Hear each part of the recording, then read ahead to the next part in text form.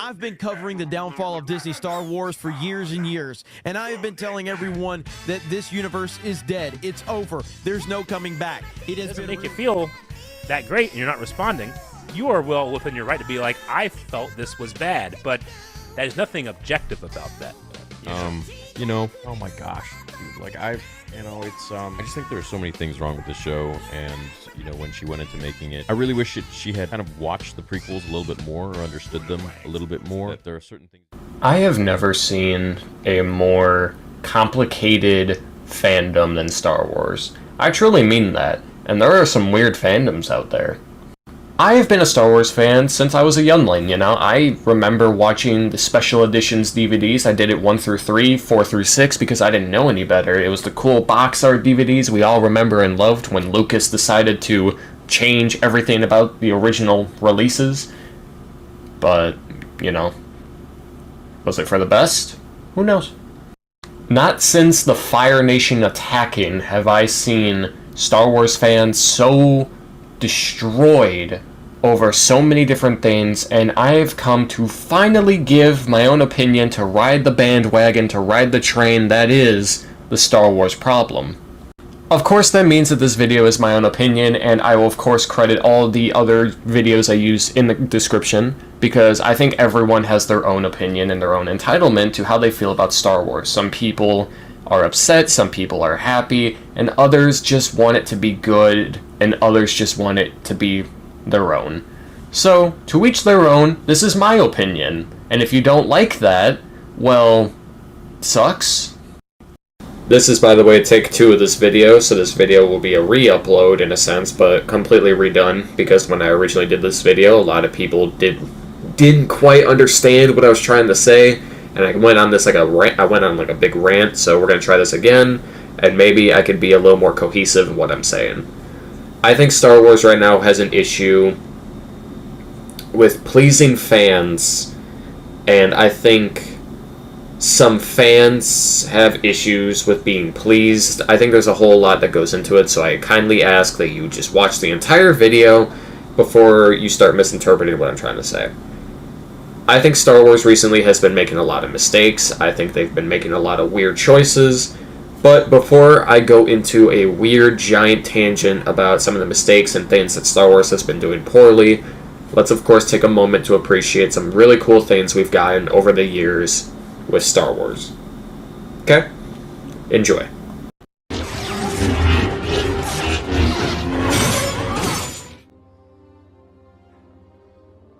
You didn't kill Anakin Skywalker. I did.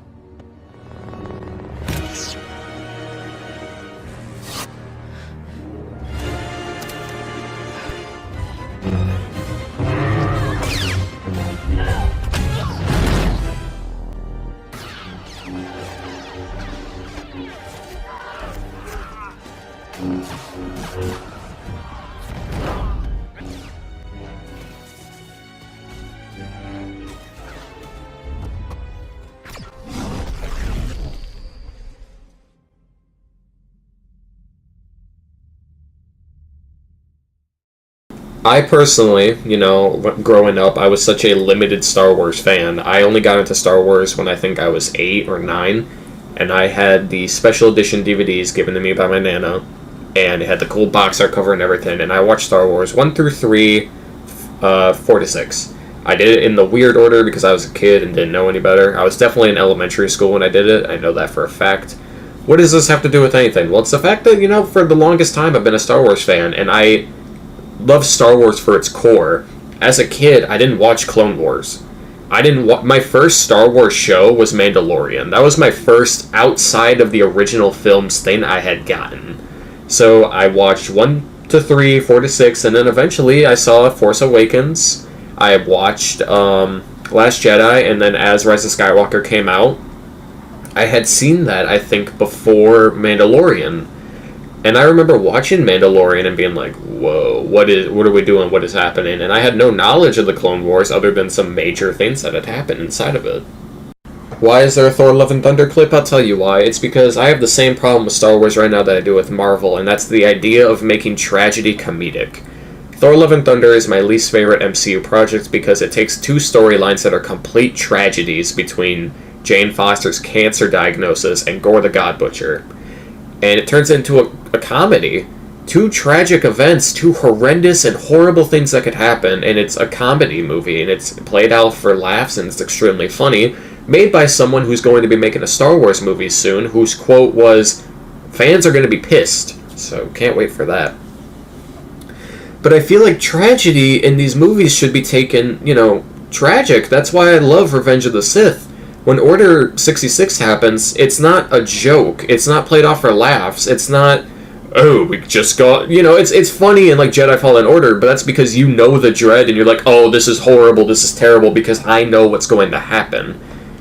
But could you imagine if like Order 66 was played for laughs? And I feel like that's kind of what The Acolyte is doing. The Acolyte is a little similar to Order 66 because the reason why I think Order 66 is so detrimental, so horrible, is because it's the death of all these Jedi making a turning point in the balance of the Force. It's changing the literal outcome of the galaxy. And through that, all these Jedi dying, there's nothing we as a rebellion can do against the Empire. So, when The Acolyte is about the death of all these Jedi in a time that the Jedi lied about it, it should be tragic, it should be detrimental. I should care that all these Jedi are dying. I may not have a connection to these Jedi, but this is a huge deal. This is something that we should be able to understand. But instead, I get this sense of almost a romance, especially in episode, 6? 7? Yeah, it's 6 of Star Wars, where Osha and the Smilo Ren are having like a weird sexual chemistry, which has never been done in Star Wars. There's always love stories and romance in Star Wars, but it's like an act of treason to the Jedi. I'm gonna let Star Wars Theory explain his thoughts on this. Weird, like, sexual way. Now everyone's, like, shipping Osha and, what's his face, Kamir? And it's so weird. Like, it's just, like, he, like, takes her to this island, and he's responsible for the deaths of the people that she cared about, and her friends, like Jecki, and now there's, like, the people are shipping this. There's, like, some weird sexual... It just doesn't seem right on so many levels. Really wrong, actually. And I agree with this. It's like if they made Ahsoka and Luke a thing in Book of Boba Fett. It'd be completely random and out of the blue. And I think why this doesn't work is like, he's right, a ton of Jedis were just murdered by this one Sith, and then he knocks her out, kidnaps her, brings her to an island, and then starts bathing in front of her, and then gets out butt naked and is like, yeah, so the Jedi contradict themselves, What do you think? What do you think that is? Like, what's your interpretation on that? For me personally, that is that's kind of my biggest problem with The Acolyte, is how I don't feel the sense of tragedy for these characters. The reason why, for me personally, Revenge of the Sith is my favorite movie, and I know that's such a either based opinion or that's a of course opinion, but I really do like the idea that this turning point, right, in the galaxy. This man is willing to risk everything, go against the Jedi for something he believes in. He feels as though, Anakin, feels as though what he's doing is right. He's doing it out of love, which is already against the Jedi way. And in doing so, he murders everyone around him because he's so divided in the Force. He gets turned to the dark side out of love, and he's pretty much manipulated to do all these things by Palpatine. That's interesting, and that's cool. Why is Smilo Ren doing all this? Do we know why he's doing this? We know why May is doing all these things. Even then, it's not greatly explained, even in the most recent episode 7, at the time of filming this. Like, May kind of just switches up and is immediately like, I need to keep you here, Osha.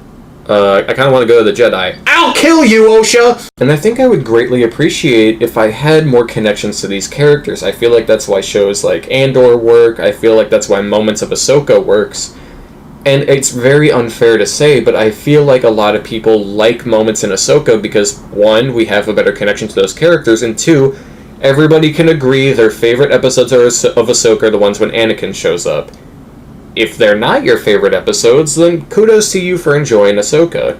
My favorite moments of Obi-Wan are the scenes when Vader shows up, because I have a better connection with Obi and Vader than I do with the Inquisitors.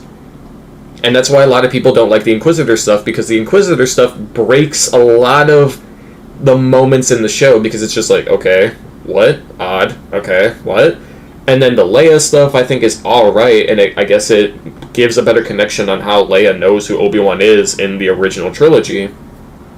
But at the end of the day, I care about Vader and Obi-Wan, because I know their story. I know their connection. Their connection is personal. When they fight at the end of the show, that is my favorite part in that show, because I know this is personal.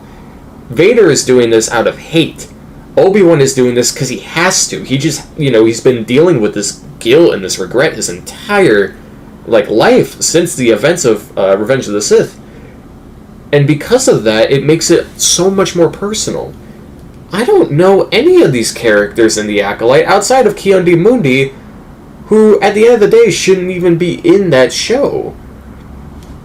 And I'm not one to say it completely breaks canon, breaks lore. While I think it does, it's just one of those things that's like, yeah, I don't know why you did that. And apparently the showrunners wanted to put Yoda in there, which I can only imagine how much worse that would be if Yoda was in there besides Ki-Adi-Mundi. And for the showrunners to say it's over a birthday and it really doesn't break canon, they just don't understand what it truly means. With Lucasfilm and the stuff that was canon that is now no longer... Ki-Adi-Mundi wasn't even born yet at that point. It was not a birthday change. I love how they make it about a birthday. This is what people who don't watch Star Wars or understand Star Wars make it to be about. It's about a birthday. Well, first of all, the guy wasn't even supposed to be born. It's not about a birthday. It's the fact that the guy who said... heard me say it a million times, you got to keep repeating yourself with these people. The guy who said that this has been a time of peace for 1,000 years, no Jedi have been dying, no Jedi have been in danger, the Sith haven't shown up in 1,000 years, meaning it's been a time of peace, now knows that Jedi are dying. 87 years or so before he actually says that. And the reason, I think it falls into a Disney-esque problem. I have no problem with Disney owning Star Wars, and I think Disney has done some great things with Star Wars. I do truly feel that. But I feel like they also drop the ball on things, as they do with their other companies, like Marvel and some of the Fox stuff, etc. And I feel as though I am not connected to these characters, which is ironic because I feel like they've done a lot of characters who I have truly felt connected with. In Marvel, as an example, which I know I shouldn't be talking about Marvel in a Star Wars video, I'm just using it as an example because they're all under the over-looming presence of Disney. Marvel's problem to me right now, as a Marvel fan, the MCU has been going on for almost my entire life, and I have grown up with these characters, and I've grown up with this universe, and, obviously I want it to be done right. I've been a Marvel fan the same amount of time I've been a Star Wars fan, pretty much. And it, for me, is that I want to care about these characters. I care about Jyn Erso, I care about Ahsoka, I care about Maul, I care about Cal Kestis. Because they are established, well-written, deep, complex characters with an arc, characters with a reason to like them. We are 2 days while filming this away from the finale of The Acolyte. I don't know why I need to like Osha. I don't know why I need to like Soul. Why is Smilo Ren important? What is his goal? What is he trying to achieve? Other than the death of the Jedi bring balance for the Sith? Characters, even who didn't have much to do in Star Wars, still have a huge presence. Like Padme. Padme in Star Wars, she does what she needs to do, and, it's more about her connection with Anakin, so it seems to just make Anakin's arc to Vader important. But if you read the material and if you look into it, Padme is so important, and Padme matters so much to Anakin that there is so much stories and there's so much things that are canon and are not canon that make Padme so much more important than what we see in the first 3 films we see her in. As well as, stuff that happens in the Clone Wars.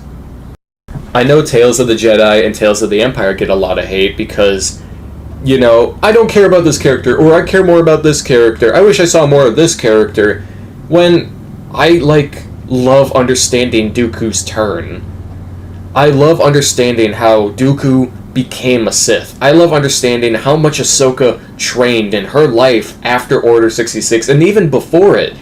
But I understand these characters because of the Clone Wars.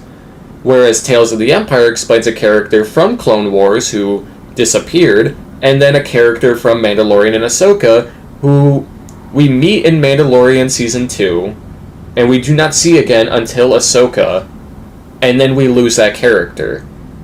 And then, we find out about her past, and we find out why she's important. But I have no connection to that character. Not because of how they're written overall, it could just be that, but I don't have a connection to this character, and because of that, why doesn't what happens with them hit me as hard? It hits me as a Star Wars fan. It's like, wow, I see how this came to be. I see how we came to that episode in Mandalorian. But I also think about the end of Mandalorian and how that presence is huge overall. Another example of this is Kylo. Kylo is my favorite character in the sequel trilogy, which I know is, insane to say, and it's so random, and it's like, no, the sequel trilogy sucks, which, yeah, it has its moments of being horrible. But Kylo has so much information resting on his shoulders that makes him a compelling and irritating character. Not because of the fact that he kills Han Solo.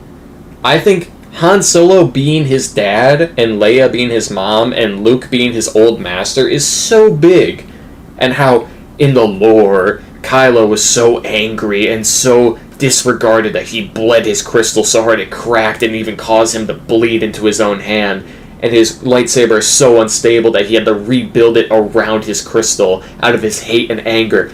That is so cool and so interesting that, you don't even explain that much in the movies, but I still think Kylo is a cool character, because, it's Kylo. He is the best part of these movies, in my opinion. As much as I think Rey is a great character that we learn about, I have a hot take that I was telling people about this the other day. If you would have established that Palpatine came back early on in the sequel trilogy, the reveal of Rey being his granddaughter, I feel like would have worked a lot better. I truly think that. I think if you revealed early on, there's been an unbalance in the Force. There is a evil looming thing, and something doesn't seem right, and then we start early on showing Rey's abilities of the dark side, and you're like, whoa, what was that? Kind of like when Luke force choked the guards in Return of the Jedi, and it's like, whoa, Luke is wearing all black, is he a Sith now? What happened in between Empire and Return? If we showed Rey being evil early on, we could have had a much more balanced, well-written arc on Rey's choice overall if she's good or bad, which would make the scenes in Last Jedi a lot better because we understand that Rey is at an imbalance within herself. We understand that Rey is battling the ideals of both Sith and Jedi, and it would make it a lot more meaningful. That's what I personally think, and I bet a lot of people are going to be like, no, you're stupid, Rey's a bad character, or no, you're stupid, you're sexist for thinking that about Rey. But that's just a lot of how Star Wars fans interact now. But I genuinely like Kylo as a character because I watch his turn from fulfilling his destiny as a Sith into being good again at the end of Rise of Skywalker. I'm not defending the sequel trilogy, but I do think every Star Wars show and movie has its moments, even if they are considered bad. I do think Episode 5 of The Acolyte is pretty good. Only because it gave us what it promised us. A lot of those trailers are just the Sith fighting all these Jedi, and we didn't get it till Episode 5, and I don't care about anything else that show pushes. I care about why this character matters. Why does Osha and May matter? And the show kind of tries to give that to us by giving us this whole, no, it's because they were created from the Force, like Anakin, and they have a kind of dyad, like Rey and Kylo, and they were created from nothing, again, like Anakin, and it's like they're important because other characters. They're important because of their similarities to characters we've already had established. But instead of me understanding May and Osha, why should I care about these characters? I don't feel a connection to any character in The Acolyte. I have a same connection to these characters as I did to that one fake Jedi in Kenobi. And you know, I feel like that's such a bad take, and I feel like that's such a thing that I know people are going to be like, oh, you're wrong, but at the end of the day, it's my opinion. I feel like these characters should be written to have more importance, a better arc. Like, why are May and Osha important if they are just going to die probably at the end of this series? I think they're going to die, because, you know, there's no talk of Osha and May. If there was, you know, they would be the chosen ones. Because the only reason why Anakin was considered the chosen one was because of his M count, his connection to the Force, and he was prophesized to be the chosen one. And I feel like if May and Osha were still alive, they would be considered the chosen ones. But I highly doubt they're going to make it to the end of the series, because the series is so out of place in the Star Wars franchise. It's just, you know, why do they matter? How are they so powerful? Is it because of the thread that the not Night Sisters created? Which, to me, also, I'll give the Acolyte some credit. I personally find, like, the idea of the Force very religious.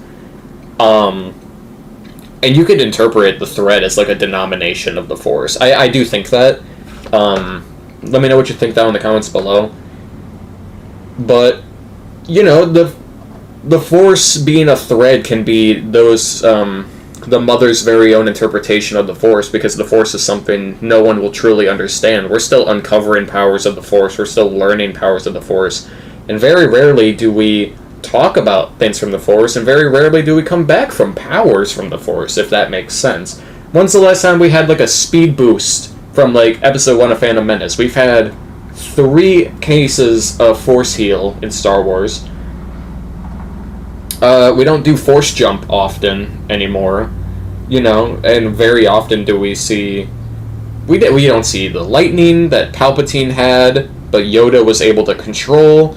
We don't see the Force choke often. Like, the Force is something very now religious, instead of a power, and it's something we could use. Like they said, it's all around you. It's very up to interpretation. That's how I look at it, and I think that's a very cool way to look at it, and that's just my own opinion. I think there are many issues in terms of who's running a project, who's writing a project, what the project's about, and how people interpret the project. That's kind of what I think the Star Wars problem is. And in my video that I made originally, I had said that the fans usually don't get what they want, and because of that, they get upset. And people misinterpreted that. They're like, oh, I should like the Acolyte because it's Star Wars. No. You should be allowed to like whatever you want, because your own opinion is subjective. So, there should be a subjective counter anytime I say that in a video now.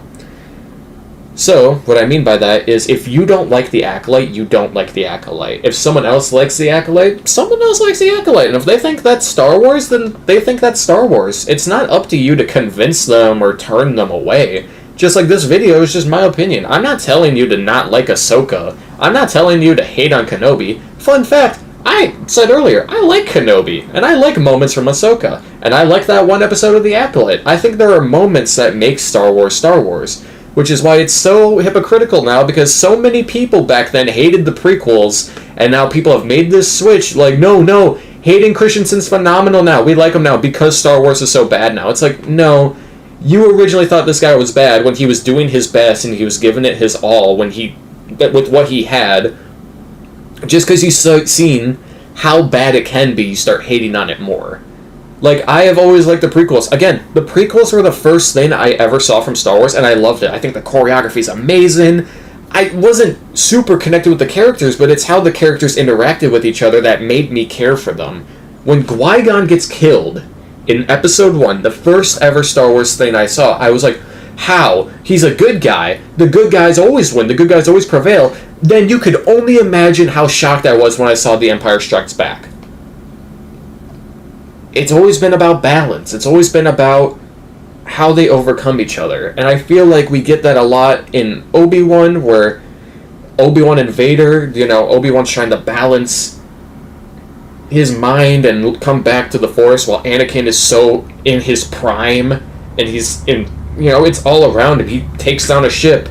He starts fighting just because. He's a monster. We see the real Vader in this and Rogue One, and I love that. I want more of that. but that's because I understand Vader as a character and I've had so much time to care about Vader. I feel like maybe in the future, maybe people will come together and like the Acolyte. Maybe if Star Wars starts retconning things and starts, you're in the next EA Jedi game and Cal finds a book and it says, there was once 2 Jedi that were sisters, one a Sith, one became a Sith and one became a Jedi, and there was an ultimate, prospect and dyad in the Force, okay, cool, and we get to establish more about that. I just don't think some of these Star Wars projects are giving me enough time to understand and care about these characters. I feel like Disney is having a problem, as of recently, where they're trying to build up the next big thing. And right now, we have that movie coming up in Star Wars, like the Mando and Grogu movie, which we don't even know how that's going to go, because a lot of people didn't really care for Mandalorian Season 3. For their own reason. I agree. I think Mandalorian Season 3 was out of place. But then, what if they one day make a Boba Fett movie and they bring back Tamora and people are like, no, I don't want that because they didn't like Book of Boba Fett. Which, again, they're entitled to. That's their own opinion and that's all that matters. I personally think Book of Boba Fett had really cool moments and really cool episodes. But at the end of the day, it was a Mandalorian Season 2.5. At the end of the day, it was to bring back Cad Bane and all these other characters. And it has the Vespa chase scene. So overall, it has its issues. Same with the sequel trilogy. Same... Andor's perfect. I can't say anything about that. It all comes down to interpretation. When I was growing up, I hated the Clone Wars. I hated Rebels because I was like, it's not canon. Not knowing how canon it truly was. And maybe one day, Disney will come out and say, sorry, the Acolyte is the one true canon in Star Wars. Everything that happens in the Acolyte is real. It's 100% canon. Sorry, deal with it. Or maybe one day they'll be like, look, the Acolyte is not canon, and they'll try and retcon things as they probably might do to the sequels. I feel like they cater to fans, and when fans aren't happy, they of course are going to change things around it, and that's perfectly, fine, whatever, who cares? That's my personal take. I think Disney Star Wars, at its best, is prime. It's amazing Star Wars. Disney Star Wars at its worst is detrimental to the franchise. And I think that falls on so many things, and I feel like it's really cool to see other creators out there being so optimistic and so hopeful that, maybe the Acolyte will have a great finale and it'll completely just fix everything. Maybe it'll suck, maybe it'll be bad, and we all blame Disney and we say, oh, Star Wars hasn't been good since the Clone Wars when Cartoon Network had it. Star Wars hasn't been good since the original trilogy. Star Wars has always been bad, and I've been trying to tell you this for a long time. It's up to your own interpretation. It's up to your own opinion.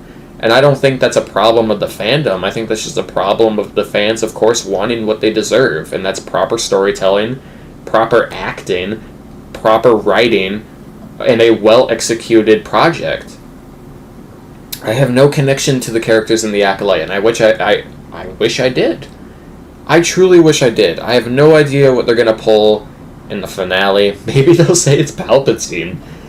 They might. Who knows? Oh my gosh. Timeline-wise, no, it really wouldn't add up, but they'll probably be like, this is my son, Sheev. Like, who knows, man? I love Star Wars. I know if you're watching this, you may love Star Wars. If you're watching this and you don't like Star Wars, I hope maybe I could sway you to check out Star Wars. I don't think Star Wars is horrible now. I think you have to look at it as art, and you can't pinpoint and imagine, what this studio had to go through, what this project had to go through. As though I do agree with many things people say about Star Wars. If a project has so much put into it, maybe it's a fluke when it goes bad. Maybe it's, destined to be horrible. I don't know. I think there's a lot of great moments in bad Star Wars stuff, and I think there's a lot of bad moments in great Star Wars stuff. That's media. That's art. That's what we judge. Let me know what you think down below. I know a lot of you will, because the first video started popping off, and a lot of you had a lot to say about what I was saying. I think Star Wars can be compelling. I think Star Wars can be absolutely amazing. It all just comes down to giving us, the audience, what we deserve as Star Wars fans. Don't change stuff around us just to make us satisfied. Don't change stuff around fans who want this or change stuff around that. Just give us something new that gives us a new piece of the story we've never had. And you don't have to please this person or please that person for the sole sake of you needing to. Just give us what we deserve. Give us Star Wars. You know what people said to George when he made the original trilogy? The reviews were horrible. People were like, I don't even know how someone would do this. I don't even know why someone would do this. And like I said, the prequel trilogy was deemed horrible, and I'm sure maybe in the future we'll get something so bad it will make the sequel trilogy look amazing. We'll get something so bad that it'll make The Acolyte look like Endgame. We have no idea what's in store for the future. We can only hope and pray as an audience that Star Wars will be what we deserve, which is proper storytelling, which it sometimes is and it sometimes isn't. Who's to say? Thank you for watching. It's my opinion. That's how I feel. I don't care about whatever they try and push on me. I just want to care about the characters and the story I am watching. I want to know why these characters do this and why those characters do that. I want to know how this connects to the overall story of Star Wars. That's it. I'm going to go eat. I'm going to go chillax, cry myself in the corner, and, I don't know, watch the finale of Mandalorian Season 2, which was amazing. Yeah. Peace.